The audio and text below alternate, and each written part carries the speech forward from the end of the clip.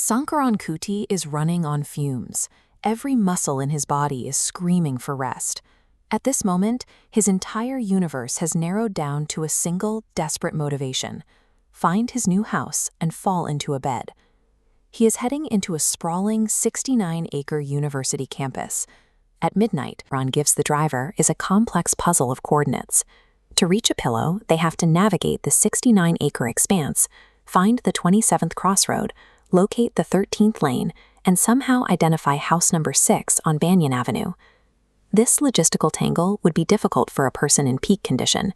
For Shankaran, his extreme fatigue has stripped away his defenses, leaving him vulnerable to the vast, undocumented darkness of this strange enclave. The taxi driver, Aved, mentions that he has only ever driven into this campus once before. It was years ago, in the middle of the day, yet the memory seems to trouble him. He tells Shankaran about his previous passenger, a pregnant woman who spent hours desperately searching for a house among these trees. According to Aved, she never found the address. Aved describes a community of ghosts. He claims the residents here live in total isolation, knowing nothing about their neighbors and caring even less about the strangers who get lost on their roads. Shankaran feels a cold prickle of paranoia. Aved's story is too specific, and the way he describes the woman's disappearance makes the dark woods outside look like a graveyard. He begins to wonder if his driver is recounting a failure or a crime. The silence in the back seat grows heavy. Shankaran is trapped in a geographical void where the roads lead nowhere, and the man behind the wheel is starting to feel like a predator. The woods abruptly vanish, replaced by a bizarre clearing of deep sand. It is a desert anomaly sitting in the heart of a forest, illuminated by the pale glow of the moon. A herd of spotted deer stands frozen in the taxi's headlights. They are the only residents in sight, proof wild nature has reclaimed this neighborhood. Aved has stopped telling stories. He is now focused entirely on the road, chanting the address like a desperate prayer. 27th crossroad, 13th lane, house number 6. The street signs begin to defy logic. They pass the 8th lane, the 9th lane, and the 10th in perfect order, only for the car to be suddenly and inexplicably spat out onto something called Moon Avenue. They try to use math to find their way. After locating a sign for the 31st crossroad, Aved drives 4 blocks backward, expecting the grid to bring them to their goal. But the campus answers with a geographical impossibility. Reversing the car, they don't find the 27th crossroad. Instead, they are staring at the 171st lane, caught in an impossible loop.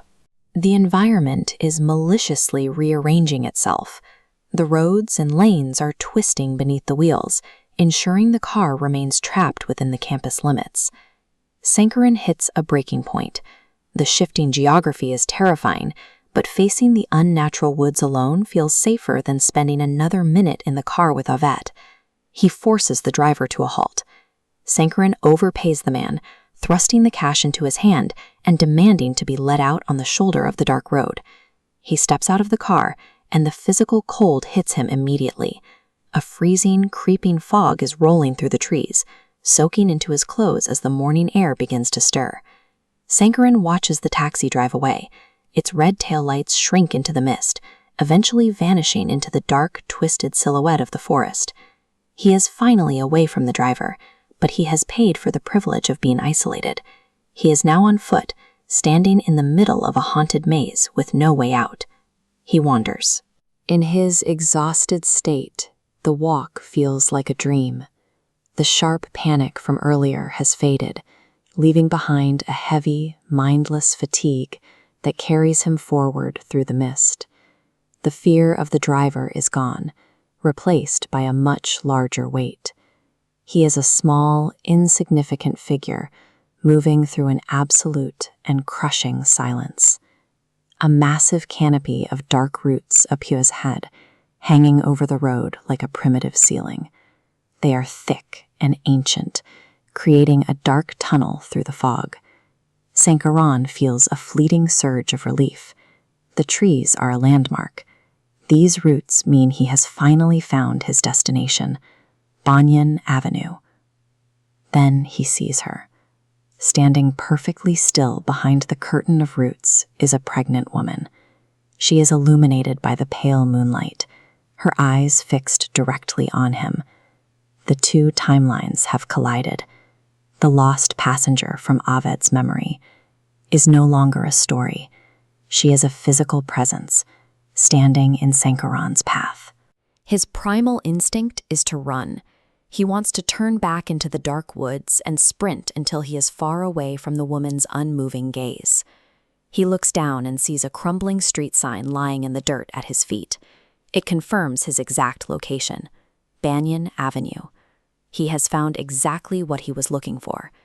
But standing there with the woman from the past, Shankaran realizes that the horror of the campus isn't about being lost. It is the reality of finally being found.